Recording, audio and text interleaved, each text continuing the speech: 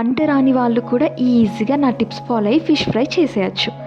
ముందుగా welcome back to Joshi talks.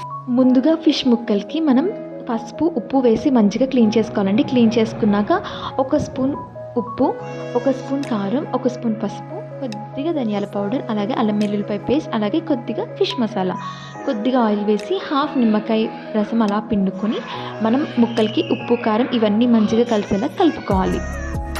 ఉప్పు కారం పట్టించిన ముక్కల్ని ఒక 30 మినిట్స్ పాటు మనం పక్కన పెట్టేసుకోవాలి. చూసారా కారం ఎంత బాగా పట్టిందో. ఒక 30 మినిట్స్ తర్వాత కళాయిలో కొద్దిగా ఆయిల్ వేసుకొని మనం ఈ ముక్కల్ని ఒక్కొక్కటిగా వేసుకొని 10 మినిట్స్ పాటు వేయించుకొని సర్వింగ్ ప్లేట్లోకి తీసుకుంటే రెడీ. చాలా సింపుల్గా ఉంది కదా. ఇంకెందుకు ఆలస్యం, మీరు కూడా ట్రై చేసేయండి.